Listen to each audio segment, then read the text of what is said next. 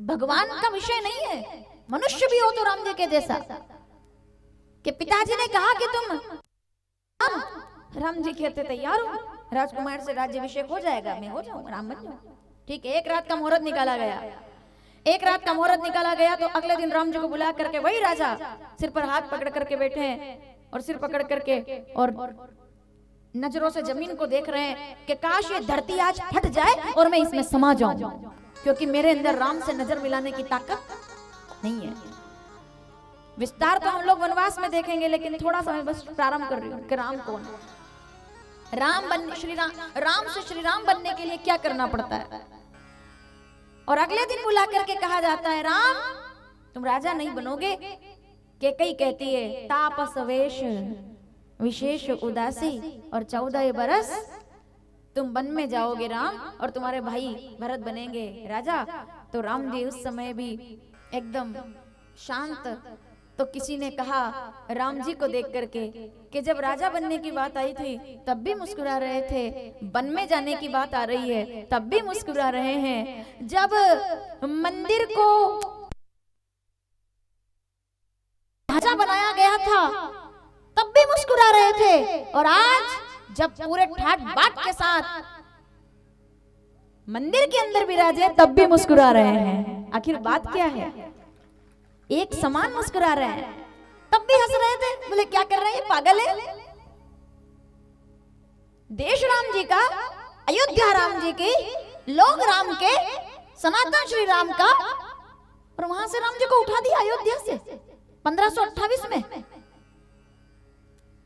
वो आतंकी जिसको हमारा इतिहास पढ़ाता है विद्यालयों के अंदर, हमारे बच्चे बच्चे को याद है, बाबर का नाम याद है, रघुवंश के कीर्ति स्थापित करने वाले कई राजाओं का नाम याद नहीं होगा, चोल वंश के राजाओं का नाम याद नहीं होगा, बड़े बड़े प्रतापी वंश के राजाओं का नाम याद नहीं होगा, लेकिन बाबर का नाम सबको याद है, हुमायूं का नाम सबको याद है।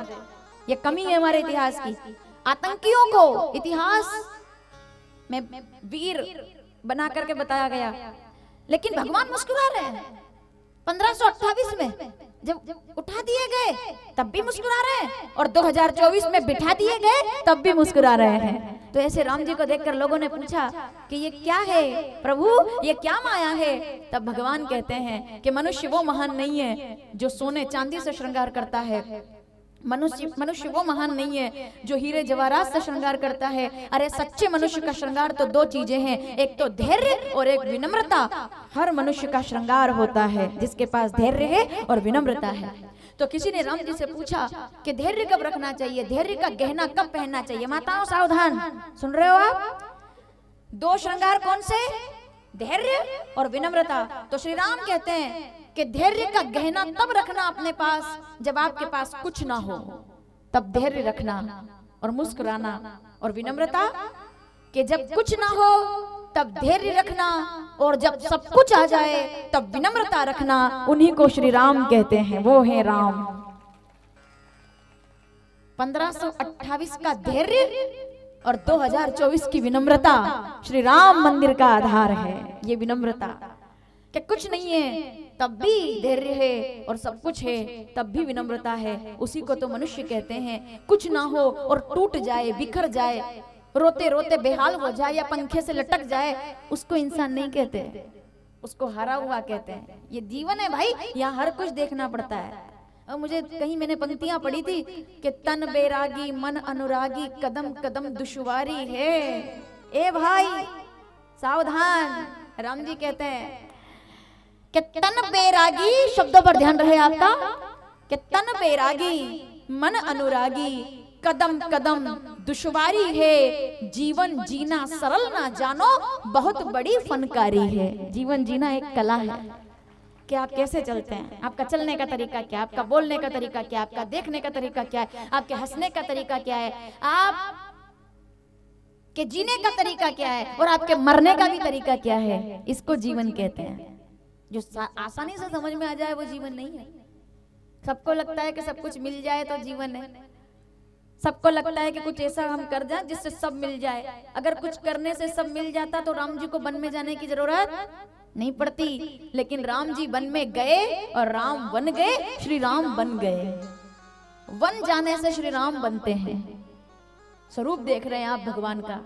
ये भगवान का चरित्र है, ये मर्यादा है कि कुछ नहीं हो तब भी मुस्कुराना। माताओं सुन रहे हो ना, कुछ नहीं हो तब भी मुस्कुराना।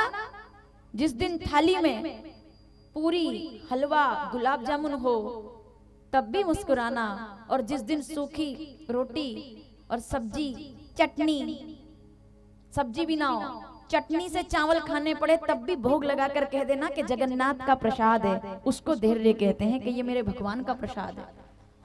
खिचड़ी खा करके भी जो मगन हो जाए वो भक्त कहलाता है, वो मानव कहलाता है। समस्याओं का जो समाधान निकाले वो मानव कहलाता है। और जब आप भगवान के नाम पर कोई चीज छोड़ देंगे तो भगवान जब भी देगा तब बहुत इतना देगा कि संभाल नहीं पाओगे। वो किसी व्यक्ति ने बहुत अच्छी पंक्तियां कही, मुझे मैंने कहीं सुनी थी कि जब तुझसे नहीं सुलझे तेरे उलझे हुए धंधे। सावधान जितने युवा बैठे हुए हैं सुन लो, जब तुझसे नहीं सुलझे तेरे उलझे हुए धंधे, तब भगवान के इंसाफ पर सब छोड़ दे बंदे। वो खुद ही तेरी मुश्किल आसान करेगा। और आखिरी पंक्ति पीछे तक बैठे युवाओं तक पहुंचे कि जब तुझसे नहीं सुलझे तेरे उलझे हुए धंधे, भगवान के इंसाफ पर सब छोड़ दे बंदे। वो खुद ही तेरी मुश्किल आसान करेगा, और जो तुझसे नहीं हुआ तेरा भगवान करेगा। भगवान उस समय करेगा, जो तुमसे नहीं हुआ वो भगवान करेगा।